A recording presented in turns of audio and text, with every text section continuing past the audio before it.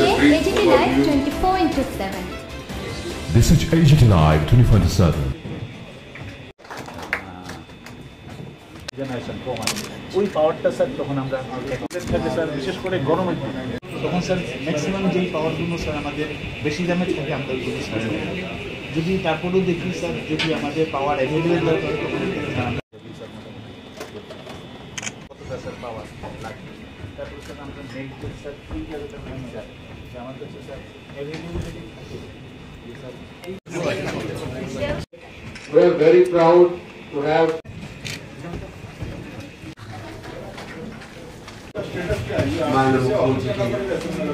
অভিনন্দন জানাচ্ছি। এছাড়া এখানে রয়েছেন এমডি এবং রয়েছেন জিএম এবং অন্যান্য ইঞ্জিনিয়ার্সগণ, সাংবাদিক বন্ধুরা, সবাইকে স্বাগত। আপনারা জানেন যে এই যে এসএলডিসি এটা হলো স্টেট লেভেল ডেসপাসিট, আর সারা দেশে যেটা কন্ট্রোল করে ওটার নাম হলো এনএলডিসি, ন্যাশনাল লেভেল ডেসপাসিট। এবং সারা দেশে 5টা জোন আছে, সাউদার্ন, ইস্টার্ন, নর্দার্ন এবং ওয়েস্টার্ন। এছাড়া নর্থ ইস্টের জন্য সেপারেট একটা আছে। তো মূলত এই জায়গাটা ভীষণ সেন্সিটিভ এবং প্রতি মুহূর্তে, এবং আরেকটা ইম্পর্টেন্ট জিনিস যে একমাত্র নর্থ ইস্টের মধ্যে আমরাই ক্রস বর্ডার ট্রানজাকশন করছি। নর্থ ইস্টের কোনো স্টেটার ইন্টারন্যাশনাল মার্কেটিংয়ে যাচ্ছে, আমরা শুধুমাত্র আমাদের রাজ্য এই বহির্দেশকে আমরা সাপ্লাই করছি। এবং এটা একটা সেন্সিটিভ লোকেশন, এবং এখানে যে কোনো সময় মানুষ ঢুকতে পারে না, এবং এটা এমনভাবে তৈরি করা আছে ইচ্ছা করলে কেউ আসতে পারবে না। আর আমাদের এই সেন্টারটা হওয়ায় আমরা বিশেষ করে ডিস্ট্রিবিউশন, ট্রান্সমিশন অ্যান্ড জেনারেশন তিনটার মধ্যে সমন্বয় করে রাখা, এবং ওই রিজনাল সেন্টারের সাথে এবং সারা দেশের সাথে যাতে সমন্বয় সাধন করে এবং কোয়ালিটি বিদ্যুৎ পরিবহন আমরা ডিস্ট্রিবিউট করতে পারি, সেই জন্য এসএলডিসি। এবং নর্থ ইস্টের মধ্যে আর কোনো সেন্টার সাইবার ক্রাইমে অ্যাটাক হতে পারে সাইবার সেক্টরে, কিন্তু আমাদের রাজ্যে সুবিধা নেই, কারণ এটা একদম সিকিউর। সেই জন্যই আমরা, এবং শুধু সিকিউর নয়, আমরা সেই সার্টিফিকেটও পেয়েছি, নর্থ ইস্টের কোনো স্টেট পাই না। তো আমরা কালকে মাননীয় মুখ্যমন্ত্রীকে ইনভাইট করেছি আমাদের সেন্টার পরিদর্শন করার জন্য। আজকে উনি এসেছেন, সবটা উনি দেখেছেন, এবং আমি ওনাকে অনুরোধ করবো আমাদের এখানকার ইঞ্জিনিয়ার যারা তাদেরকে যেন কিছু অ্যাডভাইস দেয়। সাধারণকে বলা উচিত, এবং আমি বলবো দপ্তরকে যে এই বিষয়গুলো নিয়ে আরো যাতে বারংবার মানে আপনাদের মাধ্যমে সবাইকে জানান। তো আগামী কিছু নেই, কিন্তু আগামী দিন আমরা এগুলো মেনটেন করবো। আমাদের মাননীয় মন্ত্রী রাহুল আমাকে বলেছেন যে অনেক জায়গায় গেলে আমাদের ইলেকট্রিসিটি ডিপার্টমেন্ট, পাওয়ার ডিপার্টমেন্টের লোকদের অনেক সময় আক্রমণ আনে। উনি বলেছেন যে এখানে যেন সিকিউরিটি দেওয়া হয়। আমি কাউকে বলেছি নিশ্চয়ই আমরা সিকিউরিটি দেবো, কিন্তু সাধারণ মানুষকে আমি বলবো, জনসাধারণের কাছে আমি বলবো যে ইলেকট্রিসিটি ডিপার্টমেন্ট, পাওয়ার ডিপার্টমেন্টের কেউই আপনাদের শত্রু না, আপনাদের হেল্প করতে হবে, কারণ আপনাদের জন্যই এই ডিপার্টমেন্ট। এই বিষয়টা আপনাদের বুঝতে হবে। এবং যদি আমি বিনা পয়সায় মানে বিজলি নিই, তাহলে ওদের তো সেটা পাচ্ছে না। সেটা সেই দিকে আমি সবাইকে বলবো যে কোঅপারেশন করুন, এবং যাতে ত্রিপুরাতে স্থির অবস্থায় সুন্দরভাবে কন্টিনিউয়াস 24/7 যাতে পাওয়ার সাপ্লাই করতে পারে সেই চেষ্টা করবে। সবাই প্রসঙ্গ করতে পারে। গতকাল আমাদের বিস্তর আলোচনা হয়েছে, এর মধ্যে নিউজ পেপার আজকে অনেকটা এসছে এখানে। দেখুন, ঘুম থেকে উঠেই আমরা বিদ্যুৎ ছাড়া, মাননীয় মন্ত্রী বাহাদুর বারবার বলেন যে বিদ্যুৎ ছাড়া এক মুহূর্ত চলা যায় না। আপনারা দেখেছেন ওনার যে ইউটিউবে মাঝে মাঝে দেখা যায় অনেক সময় সাংবাদিক যে বলেন এই কথা, সত্যি তাই। এখন আমাদের এই অবস্থার কারণে অনেক সময় ত্রিপুরা একমাত্র জায়গা যেখানে লোডশেডিং হয় না। কালকে আমাকে আধিকারিকরা বলেছেন ত্রিপুরাতে কিন্তু লোডশেডিং হয় না, মাঝে মাঝে কি হয়, ডিসরাপশন হয়। এবং সেই কারণগুলো কালকে আমরা বিস্তারিত আলোচনা করেছি কি কারণে হচ্ছে। এসএলডিসি সম্পর্কে আমরা জানলাম যে এখানে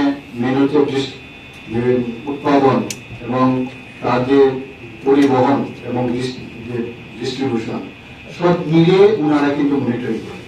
অর্থাৎ এখানে আমাদের ত্রিপুরাতে যা উৎপাদন হয় তাকে মনিটর করা এবং প্রয়োজনে সেটাকে কিভাবে ডিস্ট্রিবিউশন করতে হবে, কোথায় ডিমান্ড আছে সেই ডিমান্ড অনুসারে তারা এই কাজগুলো করে। তো বাইরেও যদি দিতে হয় সেখানে ইন্টারস্টেট দিচ্ছে, আমাদের বাংলাদেশেও দিচ্ছে, যেটা বললেন আমাদের মাননীয় মন্ত্রী বাহাদুর, যে একমাত্র নর্থ ইস্টার্ন রিজনে ত্রিপুরা একমাত্র রাজ্য যেখানে ইন্টারন্যাশনাল অর্থাৎ বাংলাদেশকে আমরা বিদ্যুৎ সাপ্লাই করি। কিন্তু কথা হচ্ছে যে এখানে তাহলে মাঝখানে যে বিদ্যুতের যে চপলতা আমরা দেখি যেটাকে বলে কেন হয়, কারণ সেই যে তারগুলো আছে সেই তারগুলো অনেক পুরনো হয়ে গেছে, তার জন্য অনেক স্কিম আমাদের কাছে এসছে গভর্নমেন্ট অফ ইন্ডিয়া, সেই স্কিমের মাধ্যমে সেগুলো আমরা চেঞ্জ করবো সেই তারগুলো।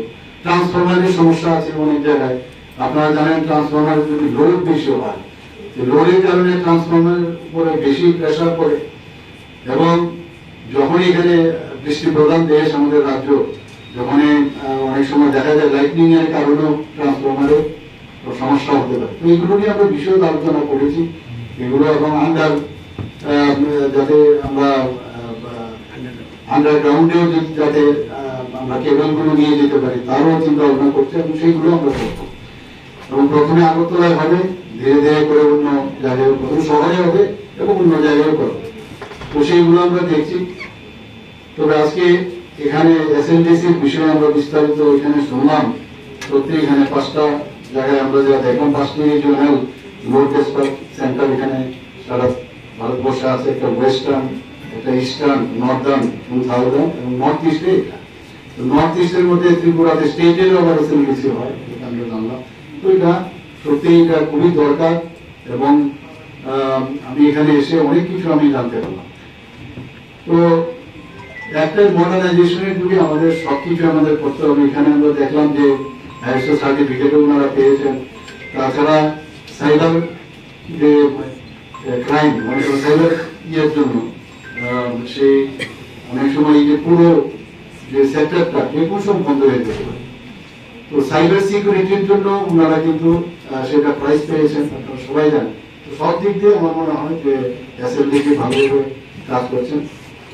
আমি একটা কথাই বলবো যে এসএলডিসি কর্তৃপক্ষ যারা এখানে আছেন, এই বিষয়গুলো কিন্তু অনেকে সাধারণ মানুষ কিন্তু অনেকে জানে না, আমরাও জানি না।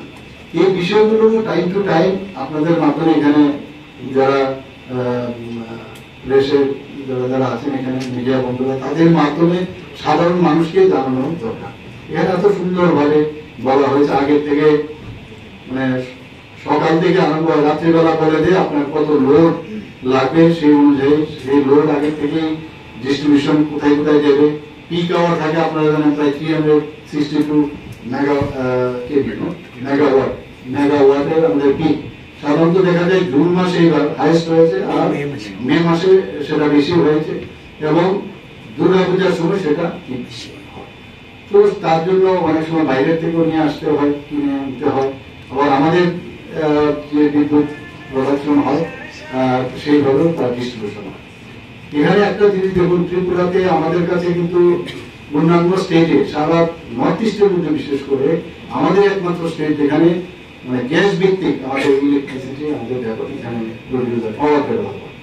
কিন্তু আপনারা জানেন যে বাংলাদেশেও এখন আস্তে আস্তে কিন্তু নিচের দিকে গ্যাস কিন্তু অনেক কমে গেছে, কমে যাচ্ছে, অনেক প্রেশার কিন্তু কমে যাচ্ছে, ত্রিপুরাতেও কমে যাচ্ছে। যে কারণে এখন আমরা রিনিউয়েবল যে মানে সোলার যে পাওয়ার তার দিকে আমরা যাচ্ছি, তার ব্যবস্থা আমরা করছি। কারণ গ্যাসের উপর ভিত্তি করে আমরা সেটা সারা জীবন আমরা করতে পারবো না। এবং আপনারা জানেন যে গ্যাসের দাম কিন্তু এখানে ইন্টারন্যাশনালি আপনারা জানেন যে ইউক্রেন এবং রাশিয়ার সাথে যে যুদ্ধ হচ্ছে সেই কারণে ইন্টারন্যাশনালি এখন গ্যাসের দাম বেড়ে যাচ্ছে। ত্রিপুরাতে আমরা গ্যাস প্রোডাকশন করছি, কিন্তু তারপরেও ইন্টারন্যাশনালি যেহেতু দাম বাড়ছে, আমাদের কিন্তু সেই কারণেই আমাদের এই যে বিদ্যুৎ সাপ্লাই করতে গিয়ে আমাদেরও দাম বাড়ছে, কারণ গ্যাসের জন্য আমাদের পয়সা দিতে হয়। তো সব দিকে মিলিয়ে অ্যালার্মিং কিছু না, কিন্তু এখনো কিন্তু আমাদের এই দপ্তরে মাইনাসের চলছে আমি বলবো। কারণ মানে এখনো কিন্তু লুজার কনসার্ন, লুজার। তো আমি যে কারণে গতকালও করেছি, অনেক জায়গার মধ্যে দেখা যায় যে ওনারা হুক করে মানে কারেন্ট নিয়ে যাচ্ছে, ইলেকট্রিসিটি নিয়ে যাচ্ছে, আমি বলছি ওনাদেরকে ভরবার জন্য। কারণ যদি পয়সা না দেয় তাহলে কি করে চলবে? তো সেই বিষয়টা আমরা মানে কালকে আমি বলেছি। তাছাড়া অনেক জায়গায় যখন যার খুশি মতো এখানে আপনার এসি লাগিয়ে দিচ্ছে, তো অটোমেটিক্যালি এসি যখন লাগাবে উইদাউট পারমিশন যদি এসি লাগাতে থাকে তো পাওয়ার বেড়ে যাবে। যেগুলো অফিসে হোক বাড়ি ঘড়ি হোক সব জায়গার মধ্যে সেগুলো নজরদারি রাখা, তাহলে সেই অনুযায়ী ইলেকট্রিসিটি ডিপার্টমেন্ট সেই অনুযায়ী তার ব্যবস্থা রাখবে, তবেই সেটা সম্ভব হবে। আমি দেখলাম যে আমাদের প্রাক্তন মুখ্যমন্ত্রী মানিক সরকার মহোদয় বলেছেন যে খুঁজে পাচ্ছে না, কোনো তো ইস্যু নেই, খুঁজে পাচ্ছে না কোথায়। আমি বলেছিলাম যে আমাদের যে এবার ত্রিস্তরীয় পঞ্চায়েতে একটাও যেন না পায়, তো এটা তো আমাদের বলতেই হয়। ওনাদের সময় কি হতো, বলতো না যে একটাও ভোট নয়, আর তা কি সম্ভব এটা? তবে তাহলে ওনারা কি করে নমিনেশন দিল? তো এইগুলো বলার জন্য ইস্যু নেই, এটাকেই বারবার বলছেন। আমি জানি যে ভারতীয় জনতা পার্টির প্রতি আমাদের ত্রিপুরার প্রতিটি মানুষ, আমাদের বিশেষ করে ত্রিস্তরীয় পঞ্চায়েতের সাধারণ মানুষ, তারা কিন্তু ভারতীয় জনতা পার্টি, বিশেষ করে আমাদের মোদিজির উপরে পুরো আস্থা আছে, এবং সেই কারণেই বলছি বারবার যে আমাদের পঞ্চায়েতে ভালো রেজাল্ট হবে। Will you have any appeal to the voters? Now, of course, already I have appealed that vote for Bharatiya Janata Party, and it will be happen. We will see. And for peace, because we Of have course, issues. always I say that we should maintain the peace and tranquility. Thanks. Thank you. What are the initiatives being taken? দেখুন, গতকাল বাংলাদেশের পরিস্থিতি আপনারা সবাই জেনেছেন, এবং আমরাও সেদিকে নজর রেখেছি। দিল্লির সাথেও আমি কন্টিনিউয়াস আমার যোগাযোগ আছে, এবং আমি সবার সাথেই আমি কথা বলেছি। এখানে আপনারা এর মধ্যে হয়তো বা খবর পেয়েছেন, আমাদের চিফ সেক্রেটারি, ডিজিপি এবং আসাম রাইফেলস, বিএসএফ, অন্যান্য যারা আছেন সবার সাথে আমার কালকে একটা ওনাদের সাথে কথাবার্তা হয়েছে, যাতে নজরদারি রাখা হয়, এবং আমরা নজর রাখছি। দিল্লির সাথেও আমার কথাবার্তা হচ্ছে। তো এইগুলো যখন দিল্লির থেকে যে নির্দেশ আসবে সেই দিকে আমরা কাজ করব। এখন আমরা বলে দিয়েছি সমস্ত যে বর্ডারগুলো আছে যাতে কেউ না আসতে পারে, সেই ব্যবস্থা আমরা করেছি। এই মুহূর্তে আমরা কাউকে অ্যালাউ করছি। বিএসএফ তো বর্ডারে পাহারা দিচ্ছে, এছাড়া পুলিশ নিয়ে কোনো ট্যাক্স ফোর্স বা পুলিশের আলাদা কোনো দায়িত্ব? না, তো আমি বললাম তো ডিজিপি সাহেবের সাথে কথা হয়েছে, তো ইন্টেলিজেন্ট ডিজিপি ওনার সাথেও কথা হয়েছে, বলা হয়েছে যে কোঅর্ডিনেশন করার জন্য। এই যে আমি 5-6টা ডিপার্টমেন্টের কথা আমি বললাম, ওনারা সবাই একজন আরেকজনের সাথে যাতে কোঅর্ডিনেশন করে, কোথাও কী সমস্যা বা কোনো যদি বর্ডার এরিয়াতে কোনো প্রবলেম হয় একজন আরেকজনের সাথে যাতে কোঅর্ডিনেশন করে। আচ্ছা, দিল্লি থেকে কি গতকালকে কোনো নির্দেশ এসেছে? আমার সাথে কথা হয়েছে, নির্দেশ হয় না, আমাদের সাথে কথা হয়েছে যে মানে এখন কি পরিস্থিতি আমাদের ত্রিপুরাতে, বাংলাদেশে এই উদ্বেগজনক যে অবস্থা, তাতে আমাদের কোনো সমস্যা হচ্ছে কি না আমার কাছে জানতে চেয়েছে। আমিও বললাম যে এখন পর্যন্ত তো সব ঠিকই আছে, কোনো সমস্যা নেই। স্যার, বাংলাদেশে কিছু হিন্দুদের বাড়িতে আগুন দেওয়া হচ্ছে মন্দির, এই বিষয় নিয়ে আপনার কি বলেন? হ্যাঁ, এগুলো তো হওয়া বাঞ্ছনীয় না। আমরা তো এগুলো কোনো অবস্থায় আমরা এগুলোকে ভালোভাবে নিই না। এবং এর মধ্যে আমি দেখলাম ওখানকার যারা সংখ্যাগুরু সম্প্রদায়, তারাও কিন্তু আবার এই বিষয়টা, আজকেও আমরা দেখলাম অনেকগুলো সোশ্যাল মিডিয়াতে ওরা কিন্তু এটা বাধা দিচ্ছে, ওরাও কিন্তু এখন তাদেরকে প্রোটেকশন দিয়েছে। কালকে রাত্রেও আমি দেখলাম অনেক জায়গায় অনেক যারা স্টুডেন্টরা, তারাও কিন্তু বেরিয়েছে, যারা সংখ্যালঘু যারা আছে তাদেরকে যাতে তাদের বাড়ি ঘরে হামলা না হয়, উজ্জুতি না হয়। মন্দিরেও দেখছি আমি অনেক জায়গার মধ্যে তারা মন্দিরের চারিদিকে ওরা পাহারা দিচ্ছে। তো এটা একটা গুড সাইন, এটা হলে ভালো। তো এই ধরনের একটা উত্তেজনা অবস্থা তো আছে বাংলাদেশে, তো আমাদের নজরদারি আছে। Sir, has it anyway hampered our business with Bangladesh? Because we have import-export business with Bangladesh. Here you have seen that we are supplying the electricity right now. Right, sir. So I think temporarily there may be, but in the long run I doubt there will be any problem. Sir, আজকে পঞ্চায়েত সবাইকে নমস্কার এবং শুভ সকাল। আজকের এখানে Tripura power transmission লিমিটেডের উদ্যোগে এখানে যে স্টেট লেভেল ডিসপ্যাচ সেন্টার, অর্থাৎ সংক্ষেপে যাকে বলে SLDC, তো এখানে আজকে এসেছি। কালকে আপনারা সবাই জানেন যে আমাদের একটা মিটিং হয়েছে সেক্রেটারিয়েটে, হাই লেভেল মিটিং হয়েছিল। সেখানে পাওয়ার সেক্টরকে নিয়ে সেখানে বিশদভাবে আলোচনা হয়েছে এবং এই বিদ্যুৎ দপ্তরের মাননীয় মন্ত্রী শ্রী রতনলাল নাথ মহোদয় আমাকে বলেছেন যে এখানে একটু আসার জন্য।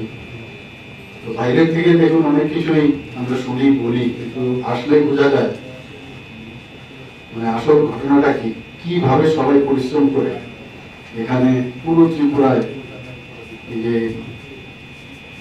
পাওয়ার সাপ্লাই কিভাবে করছে তার মনিটরিং সিস্টেম। আজকে কিন্তু এখানে যারা সাংবাদিক বন্ধুরা এসছেন আপনারা নিশ্চয়ই বুঝে গেছেন। তো আজকের এই এখানে আসা উপলক্ষে আমাদের মাঝে উপস্থিত আছেন honourable minister power and agriculture Shri Ratanlal মহোদয়, managing director PSEC Shri Biswajit Basu মহোদয়, Shri Ranjan Debbarman general manager PSECL, এবং যারা অফিসিয়ালরা আছেন পিএসইসিএল এবং ইঞ্জিনিয়ার বন্ধুরা এবং মিডিয়া বন্ধুরা, সবাইকে আপনারা এখানে উপস্থিত থাকার জন্য হার্দিক অভিনন্দন।